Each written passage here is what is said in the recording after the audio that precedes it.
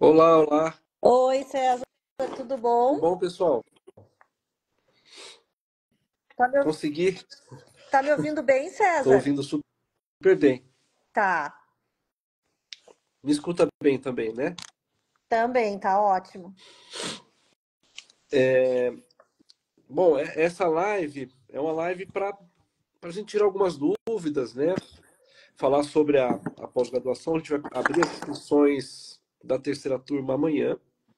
A primeira turma começa, já terminou, né? Estão aguardando para receber o diploma, que demora. Além do certificado que a gente dá, também tem um diploma para quem fez a rota do MEC. E a doutora Elisa, que na verdade é professora doutora Elisa Britsky, né? Professora de psiquiatria, ela é brasileira, né? Formada aqui no Brasil, fez psiquiatria na Escola Paulista de Medicina e é a coordenadora da pós-graduação desse ano. Eu vou estar à frente também, tocando tudo, mas várias mudanças, né? Um toque pessoal também, trazendo outros professores, de outros serviços também, algumas perspectivas boas também de eventos científicos maiores, trazendo mais gente também. Então, bem-vinda. Espero que a gente consiga formar uma turma bem bacana como foram as outras todas. E se você puder falar um pouquinho do seu trabalho, de como as coisas funcionam por aí e aqui, Obrigada, seria legal. César. Boa noite para todo mundo. É um prazer estar com vocês aqui hoje e é um prazer poder participar de mais um ano do curso de pós-graduação em psicoterapia assistida por psicodélicos do Alma Viva.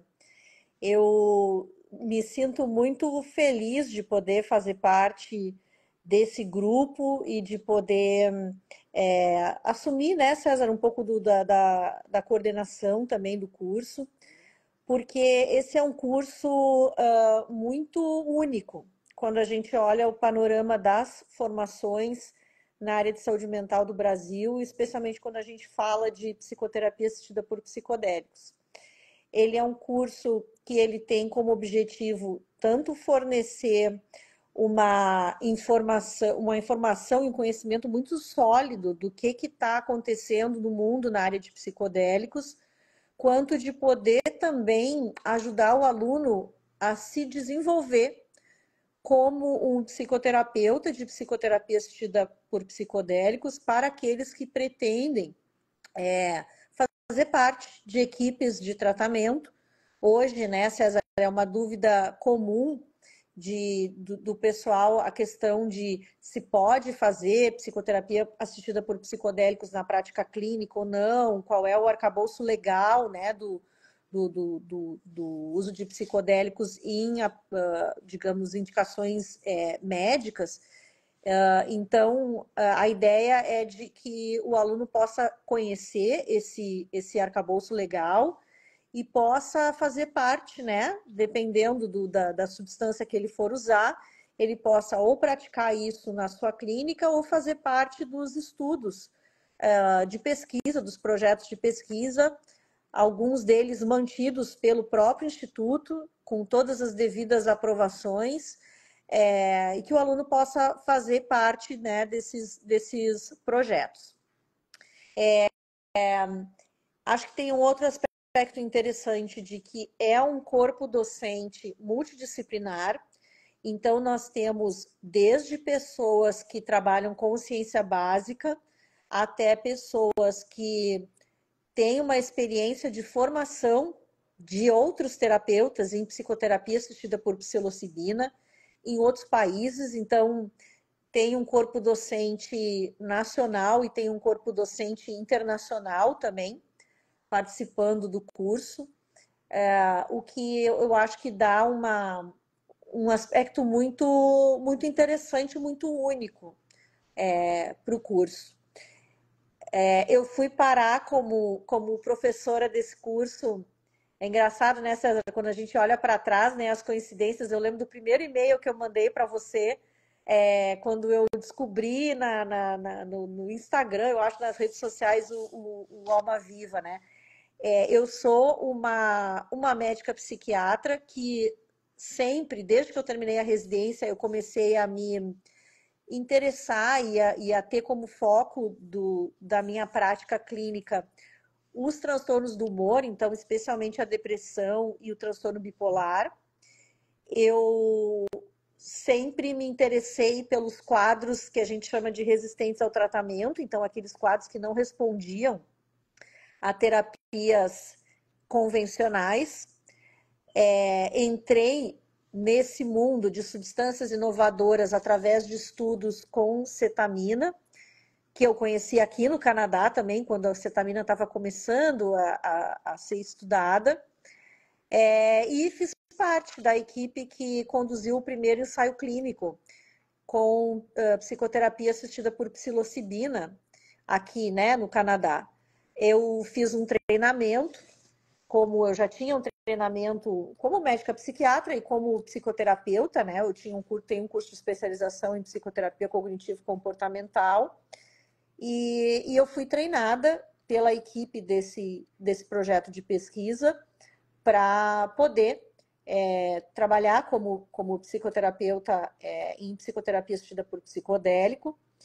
E hoje isso se tornou um foco muito grande, assim, né, do que eu faço em termos de trabalhos de pesquisa, né?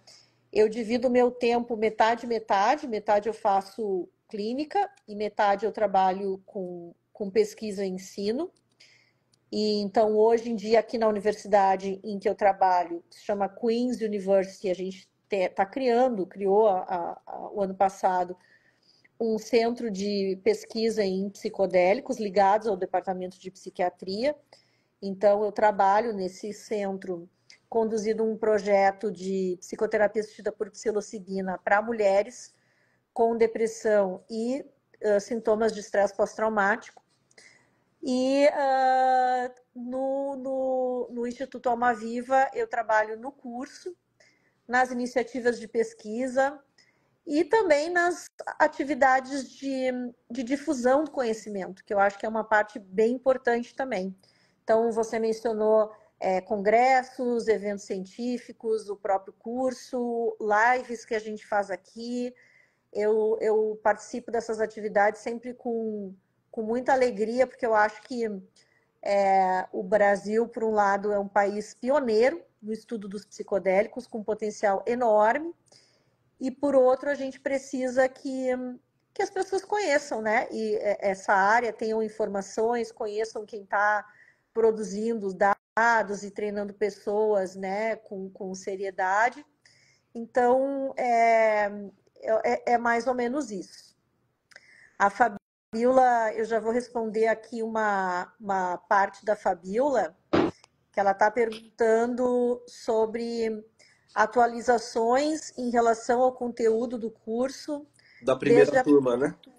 É, O curso é muito dinâmico, né? Então, óbvio que a parte básica permanece, né? O que é, né, as bases, né? Tanto da neurociência e as bases do atendimento, das habilidades que os alunos têm que ter para realizar a psicoterapia assistida, mas todo ano muda muita coisa. Não que muda, muita coisa é atualizada, surgem outras informações, né?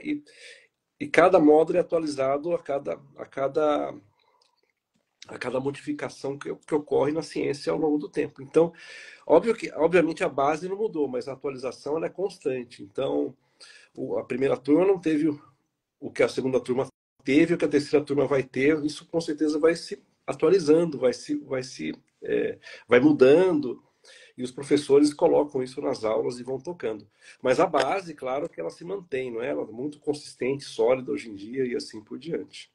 Importante frisar também dos professores, né? Professores que têm muita experiência na área. Então, os professores que dão aula de LSD fizeram estudos com LSD, conduziram sessões com LSD, psilocibina a mesma coisa, MDMA a mesma coisa, né? O Paulo Rebelo, experiência vastíssima com sessões de MDMA nos Estados Unidos. Então, é uma oportunidade muito grande de aprender com ele, porque é muita coisa que ele já fez. Elisa conduziu estudo com psilocibina nos Estados Unidos, né? A Gisele, muita experiência na parte de preparação, integração, esses conceitos básicos e que formam esse alicerce todo que a gente precisa ter. Vamos ver se tem mais alguma outra pergunta. Eu acho que tem uma coisa para a gente mencionar, né, César, que ele é um curso cuja parte teórica é virtual, então isso abre a possibilidade para pessoas que estão em qualquer lugar do mundo, praticamente, para poderem, né, cursar. Não existe essa barreira geográfica, tem o módulo experiencial, que é o módulo presencial, mas a parte teórica do curso, ela é uma parte que acontece de forma virtual, com as aulas nos fins de semana, então é algo que a gente já faz para poder acomodar, né, horários de trabalho aí de todo mundo. E eu friso essa coisa da turma, porque uma das coisas que a gente vê nesse tipo de tratamento é que essa não é uma terapia que a gente aprende a usar e a gente usa sozinho no consultório da gente trancado, né? Ele é um tratamento que é necessariamente multidisciplinar. Ele tem uma parte que envolve o uso de medicação, de uma medicação, então a gente precisa ter um médico para prescrever a medicação, e envolve uma parte psicoterápica, em que 2 profissionais participam. Então, não é algo que a gente faz sozinho, é algo que depende, inclusive, das relações que a gente forma com os nossos colegas. Então, uma coisa bem legal que eu vejo no curso é que se formam grupos, né, César? As pessoas se conhecem, as pessoas vão confiando na formação do colega, porque sabem qual é a formação do colega também. Então, eu acho que isso é uma coisa bem importante da gente ressaltar. Legal. É uma pergunta sobre o módulo experiencial ou presencial, né? Se é obrigatório fazer o módulo para poder se formar. Não é obrigatório, mas talvez seja um módulo que todo mundo quer participar, tem briga até para participar do módulo, porque é a cereja do bolo, né? A gente vai aprender sobre integração, preparação e a sessão, como se portar, como conduzir as sessões de maneira pessoalmente, né? A Gisele vem da Califórnia para o Brasil especialmente para fazer isso. Então, não é obrigatório, mas é extremamente e é muito concorrido. Então, Eu gosto de dizer assim, ó, que do mesmo jeito que a gente faz psicologia, né? A gente se forma, a gente se formou em psicologia, mas a gente precisa de um desenvolvimento profissional e pessoal para a gente dizer, agora eu sou psicólogo, né? A gente faz medicina, para a gente se tornar médico, o médico é muito mais do que alguém que se formou em medicina. Tem um desenvolvimento do self, né? De quem a gente é, para que a gente se torne um psicoterapeuta de PAP. Então, eu acho que o módulo experiencial, como você falou, né, César, ele é um módulo muito importante para que a gente se desenvolva, né, como terapeuta de PAP. é isso mesmo. É uma pergunta que chegou agora aqui. Está liberado divulgar e atender o paciente tendo CRP? Digo, já tem autorização para usar psicodélico com cogumelo? A divulgação, pessoal, tem que seguir as regras dos conselhos de cada classe, né? Então, a gente pode ter médico fazendo, psicólogo, psicanalista, a gente pode ter pessoas que fazem psicoterapia que têm experiência comprovada na área, então, aí tem uma entrevista um pouco mais cuidadosa, mas existe essa possibilidade também. E é preciso seguir as recomendações dos conselhos. Em especial o CRP, o pessoal acompanhou bastante, principalmente a primeira turma, eles gostaram muito. Não tiveram, a gente não teve nenhuma crítica. O pessoal também que teve contato com o pessoal do CRP disse que foi tudo bem. A gente convidou, inclusive, o pessoal do CRP para acompanhar e fazer a pós-graduação.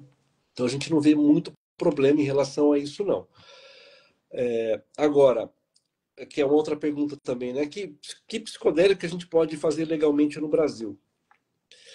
A gente pode fazer ibogaína, pode fazer ketamina endovenosa ou espravato intranasal, E a ayahuasca, que a gente não faz, né? Não recomendo fazer em nenhum lugar que seja fora dos centros ayahuasqueiros aqui do Brasil e assim por diante, para manter a tradição e assim por diante.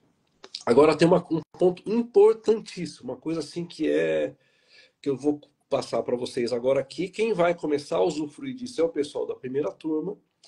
É claro que não é uma coisa automática ainda, mas depois de um processo administrativo longo, né, de quase 8, 9 meses com a Anvisa, nós conseguimos uma nota técnica da Anvisa,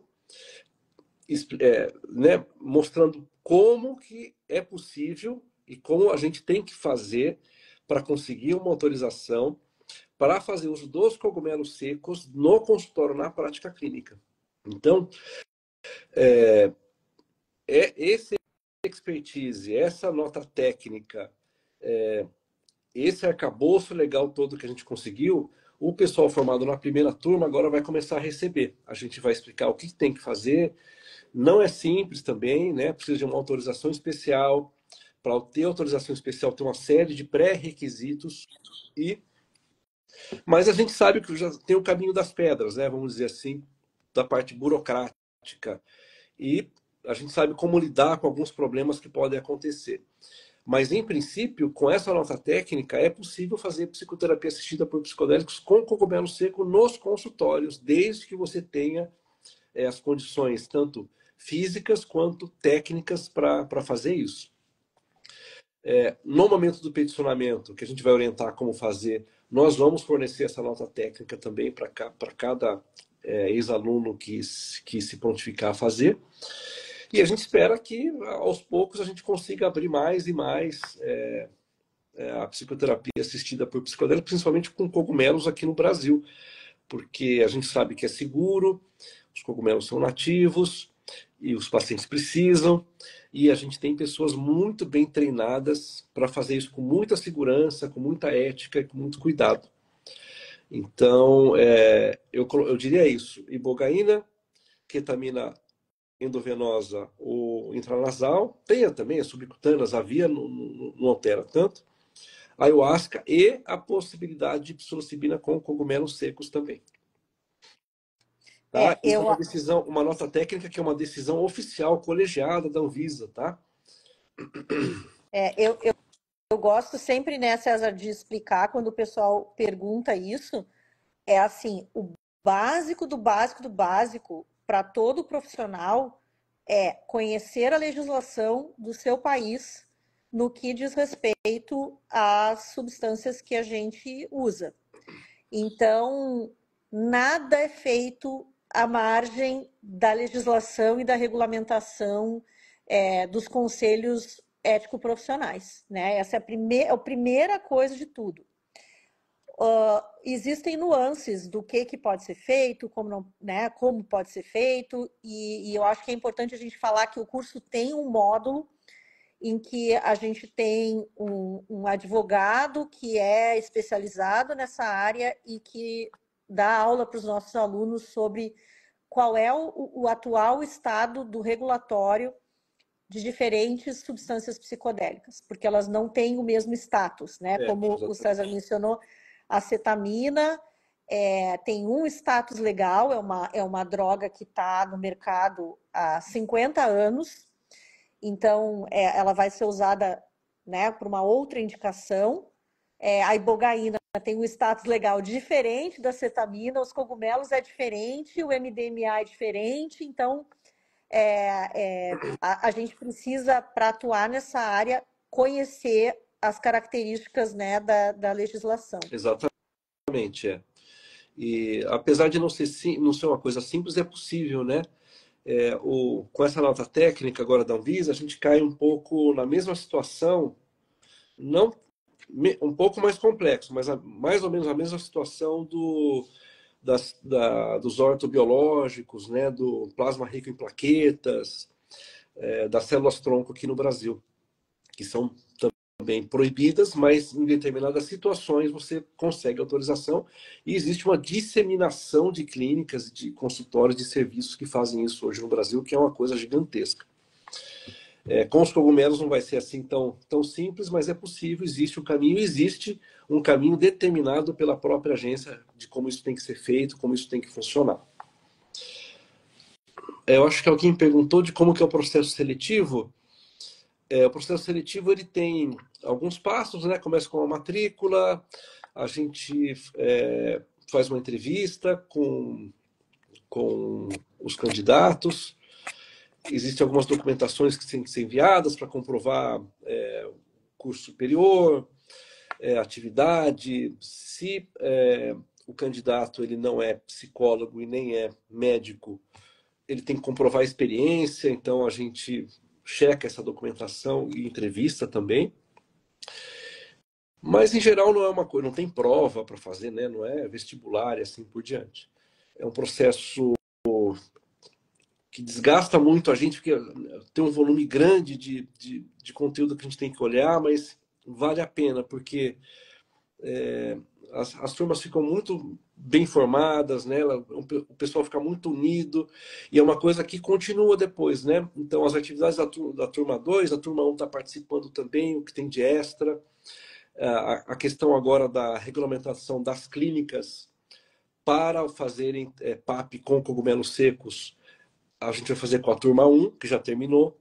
Isso não, né? A gente não colocou isso no, no prospecto da pós-graduação, porque isso não faz parte do escopo, né, de ensino e assim por diante. Mas a gente entende que isso faz parte de um processo de transformação aqui no Brasil e que os pioneiros são esse pessoal que está sendo formado agora, são os pioneiros que vão abrir as portas e assim por diante. Então, quem tem a formação completa vai ter acesso e, se Deus quiser, a gente vai conseguir abrir alguns serviços dessa maneira. Eu acho importante a gente falar, né, César, que acho que o que a gente sonha no futuro é que esses tratamentos inovadores, eles não sejam restritos somente a locais com alto custo, né? A gente espera que eles possam ser incorporados como tecnologias a serem oferecidas nos convênios do Sistema Único de Saúde, que sejam achados aí que possam ser traduzidos em melhoras para um conjunto da população, né? Então, tem realmente a questão do custo do tratamento nesse momento, que foi a pergunta feita, mas a gente, que é um custo principalmente de pessoal, né? Porque a gente precisa ter uma estrutura, precisa ter 2 terapeutas ali com o paciente, precisa ter todo um cuidado para que o tratamento seja feito de forma segura, mas a gente espera que no futuro isso possa ser, né, capilarizado e isso possa beneficiar todo mundo que precise. Legal. Eu não sei, Lembrando... tem uma pergunta de valores ali do curso, César, se você Eu quiser não falar. tenho eu não tenho agora como falar, porque eu vou falar tudo errado. Mas isso eu acho que deve ter no site já. Se não tiver, é só pedir que o pessoal manda, viu? A gente tem uma política também de bolsa, né? A gente tem sempre alguém das comunidades participando, inclusive com bolsa de 100%. A gente tem, inclusive, um indígena participando da segunda turma. E, e é isso. A pós-graduação, pessoal, é um certificado do MEC, tá? Então, vocês vão receber um certificado oficial do governo. Nem todos precisam seguir essa rota. A gente tem a rota também do IAV, que é um certificado que o próprio Instituto fornece. Tem uma diferença de preço aí também. Então, tem que dar uma olhadinha nisso para ver o que vale melhor, o que vale mais a pena. Porque o certificado do MEC ele te traz uma segurança maior. Você tem uma coisa oficial fornecida pelo governo federal e assim por diante. Mas ele é um pouco mais caro, até porque a gente precisa fazer uma parceria com a universidade e a gente tem que remunerar a universidade também. Então, mas são essas duas rotas. A rota MEC, 360 horas, 1 ano e meio de curso, aos finais de semana. É puxado, viu, às vezes, mas os módulos são arrebatadores, viu? São muito bacana. sábado e domingo inteiro, em geral uma vez por mês, né? Às vezes pula um mês, quando em julho não tem, no final do ano para também em dezembro, e assim vai. A gente tem um módulo de musicoterapia também, extra, que é colocado, bem interessante, porque ele é todo baseado na trilha sonora própria que o IAV encomendou, né? Isso foi feito em conjunto com colegas da psiquiatria e com artistas mesmo, né? Foi os irmãos Barnabé, o Paulo e o Arrigo Barnabé.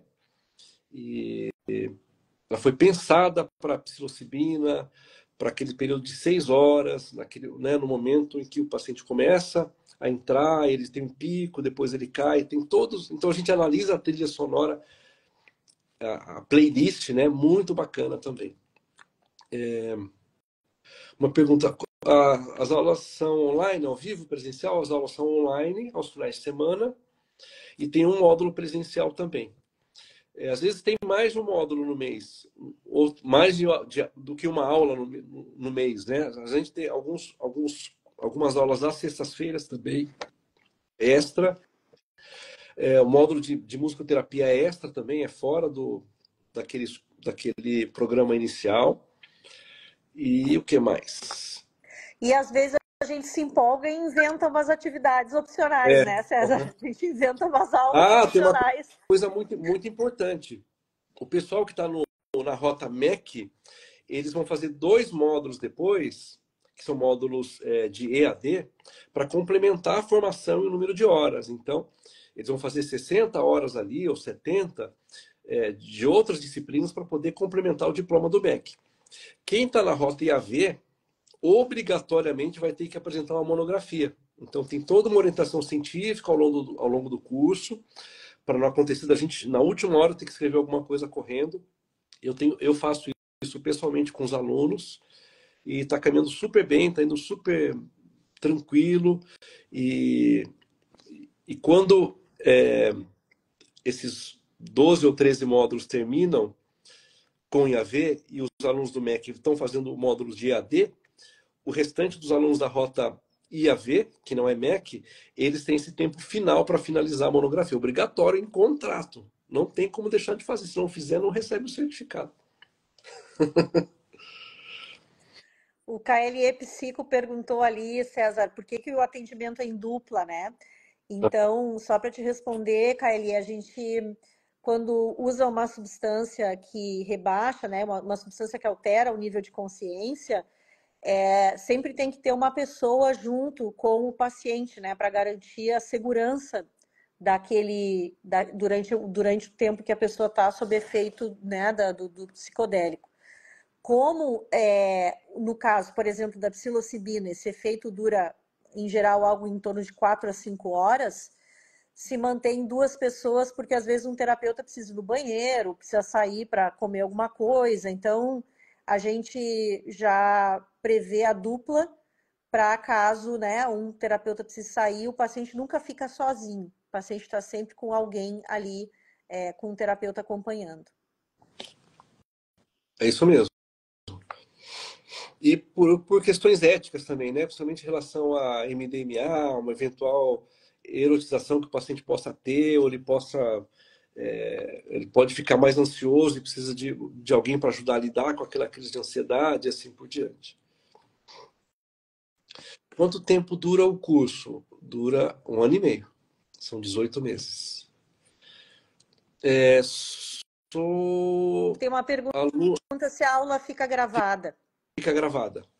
Fica E gravada. se tem avaliação entre módulos ou trabalhos entre Tem módulos. avaliação, não tem trabalhos, mas tem avaliação de cada módulo com prova.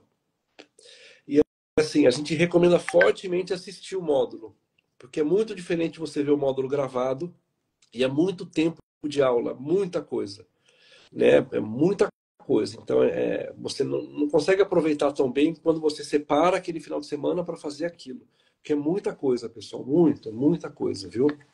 E alguns professores fazem atividades também. Então, você acaba perdendo um pouco desse processo de ensino, de aprendizagem, não é? O Vinícius pergunta se precisa sempre ter um médico no atendimento em PAP. não tem uma legislação que imponha isso, tá? Na maior parte dos lugares não tem um médico, na verdade. Tem dois terapeutas, geralmente um psicólogo, e pode ser um enfermeiro, pode ser alguém que fez um treinamento em facilitação e assim por diante. Aqui a gente está treinando para ter sempre a dupla médico-psicólogo, mas também não é uma coisa obrigatória. Só para responder o Vinícius, como assim para a gente fazer de uma forma, digamos assim, com a máxima segurança, né, PAP, se o paciente tem algum efeito adverso, alguma reação desagradável, às vezes a gente pode usar medicamentos para auxiliar ali naquele momento, precisa ter alguém que possa prescrever um medicamento. Então, pode ser um médico de família, pode ser um psiquiatra, mas pode ser um médico que tenha prescrito e deixado para um enfermeiro fazer. Mas, enfim, como é algo que potencialmente envolve a administração de medicamentos, o ideal, pelo menos nesse momento, me parece a gente ter o envolvimento de um médico também.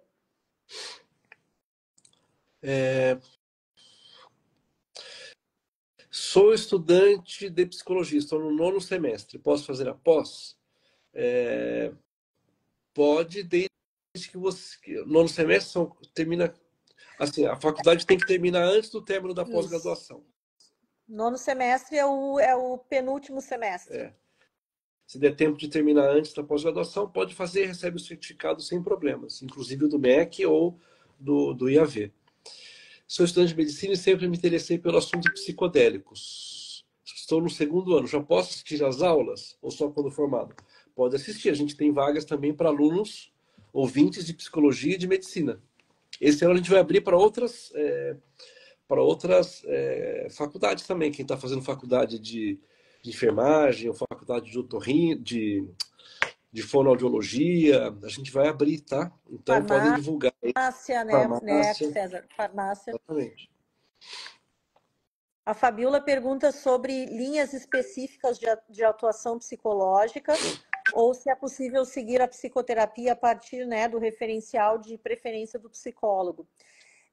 A Sociedade Internacional de Medicina Psicodélica, a MAPS, tem uma lista de quase 20 modelos de psicoterapia diferentes, Fabiola, onde se englobam a grande maioria das linhas de atuação dos psicólogos no Brasil. Então, onde está, por exemplo, terapia cognitiva, cognitivo-comportamental, existencial, gestalt, psicoterapia psicodinâmica, a grande maioria das linhas, né, de atuação que os psicólogos no Brasil trabalham está contemplada como uma possível, como sendo admitidas, né, como possibilidades na PAP.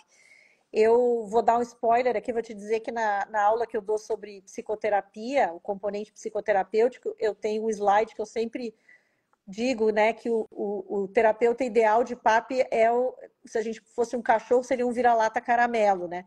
É aquele terapeuta que consegue manter o seu referencial teórico, mas não ficar escravo dele quando está ali com, sim, Vinícius, psicanálise também, e outras psicoterapias psicodinâmicas, psicoterapia de orientação analítica, só não a psicanálise clássica, né? Um paciente que está com um estado de consciência alterado, a gente não consegue ter digamos, todos os instrumentais técnicos da psicanálise ali, né, acontecendo, mas com certeza quem vem de um referencial psicanalítico vai achar bastante útil. Então, é mais ou menos isso, assim, a gente parte do nosso referencial, mas a gente tem que estar preparado para ter uma flexibilidade de adaptar esse referencial à PAP. E a Fabiola pergunta, César, sobre acesso a textos, se os alunos têm acesso a textos ou só indicação de literatura. Só indicação de literatura, por enquanto. A gente tentou reunir tudo, é muita coisa.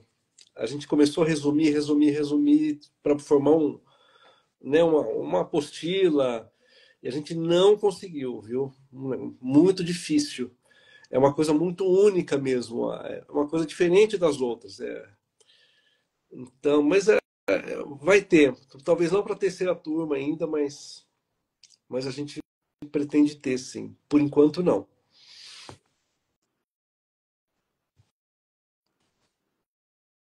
Ok.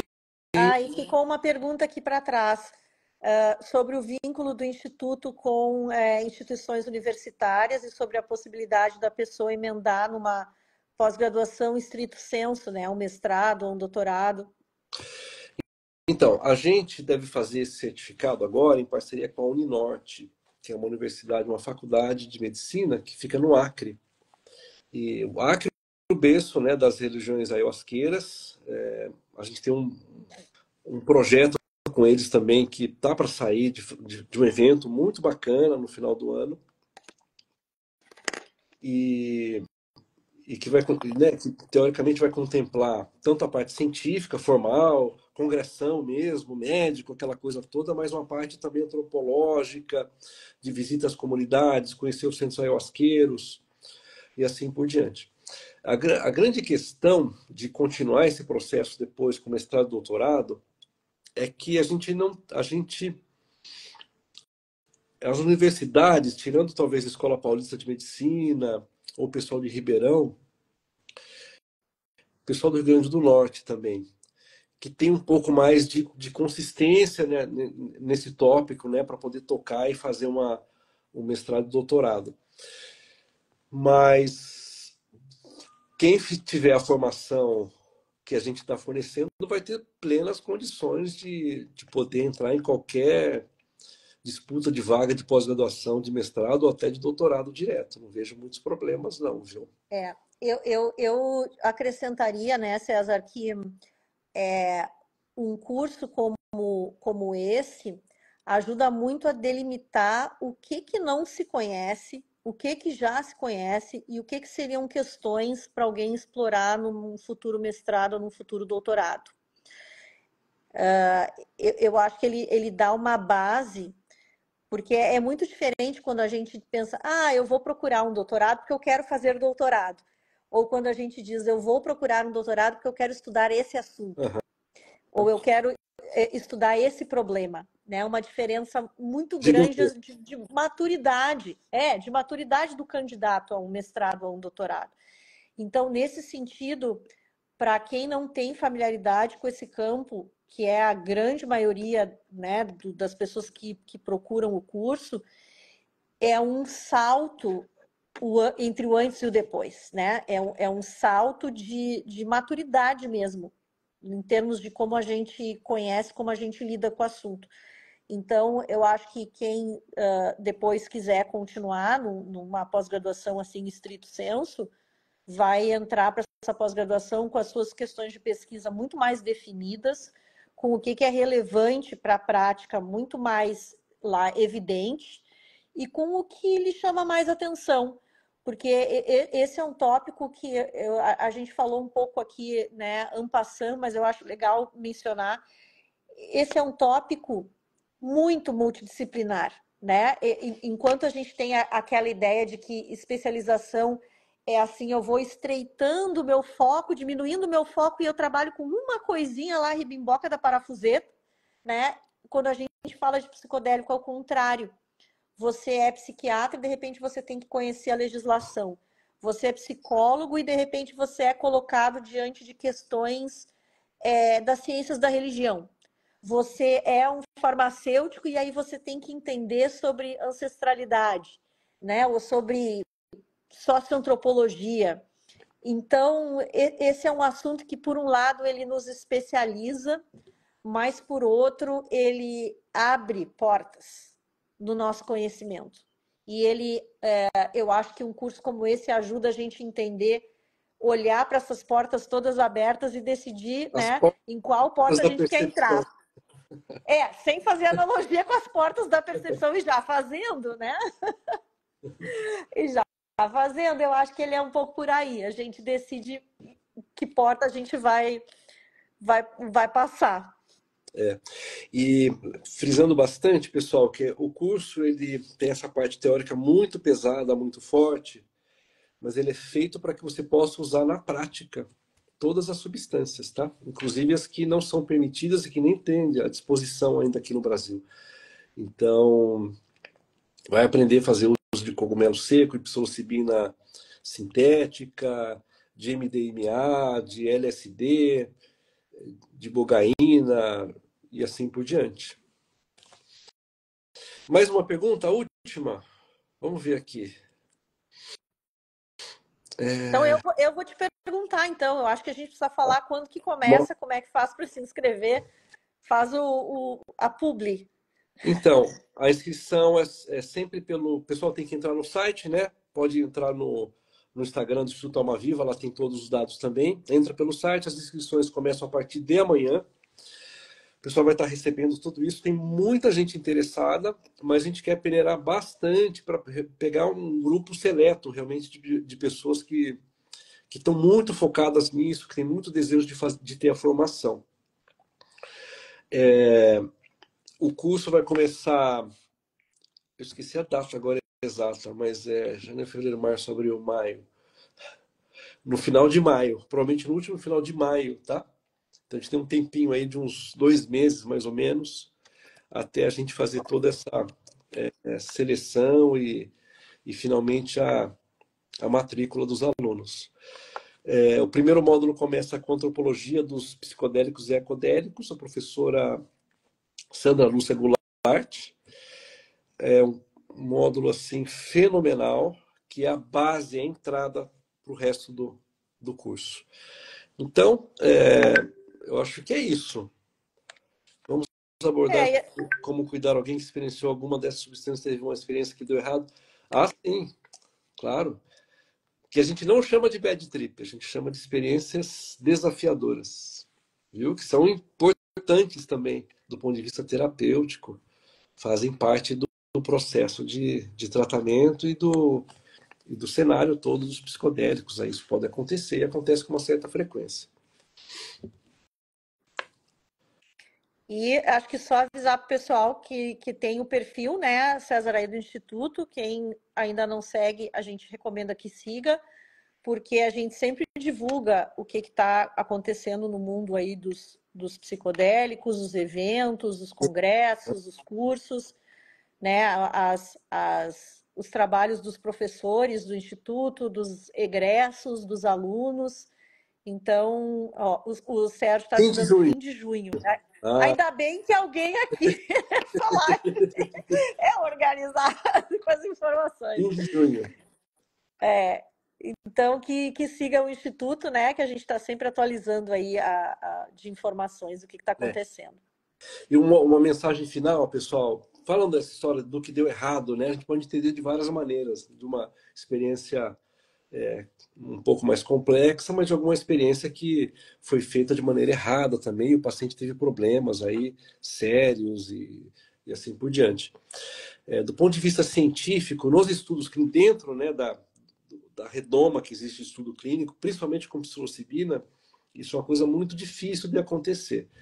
Mas com a disseminação do uso dos psicodélicos, isso pode acontecer, isso é uma coisa muito frequente, assim, aparecer muito. Então, a gente precisa de gente bem informada, que saiba como prescrever, como conduzir, como fazer, porque senão a gente pode destruir, né, uma terapia que pode trazer um benefício gigantesco, que pode revolucionar o tratamento das condições em saúde mental, mas a gente pode entrar numa onda, às vezes, aí de proibicionismo de novo, porque o pessoal não é bem informado e os problemas que vão surgir mesmo, vão acontecer. Então a gente precisa de gente bem informada para tocar e para revolucionar a saúde mental no Brasil e no mundo.